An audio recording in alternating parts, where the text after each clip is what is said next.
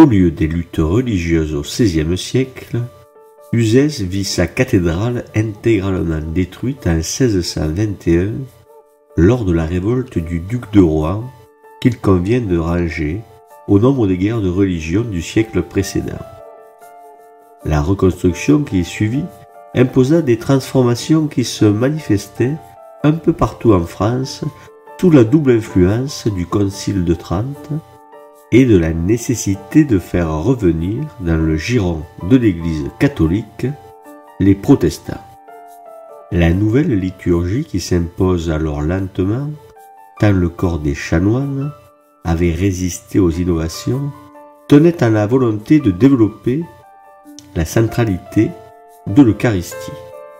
Si le Moyen-Âge s'est passionné pour le culte des saints et la passion du Christ, il avait très nettement fracturé l'espace liturgique en sacralisant le chœur et le maître-autel, en multipliant les mystères.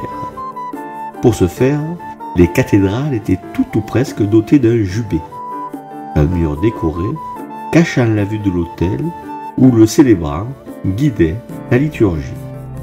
Le peuple des fidèles, souvent à genoux, ne voyait rien, ou presque, de ce qui se passait dans le chœur et au-delà, dans le sanctuaire.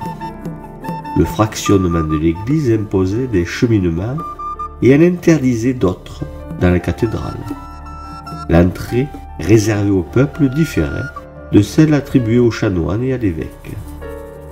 C'est tout cela qui va changer lentement, mais sûrement à l'époque moderne, au XVIIe et XVIIIe siècle. Les jubés vont disparaître et le peuple des fidèles pourra désormais voir officier l'évêque.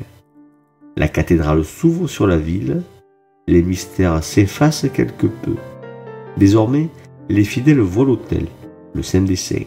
Ils voient aussi le célébrant. Ils se communient plus souvent aussi, ce qui se traduit par une plus grande intimité avec le corps du Christ et donc avec le Christ lui-même. Le recul de l'analphabétisme, la rationalisation du monde, entendez par là sa calculabilité de plus en plus performante, le voile levé sur les mystères liturgiques, vont produire ou accompagner une déchristianisation massive, notamment dans le sud-est du royaume de France. On aura beau finir par dire la messe en français, dans la seconde moitié du XXe siècle, il sera trop tard. La majorité des Français étaient passés à autre chose.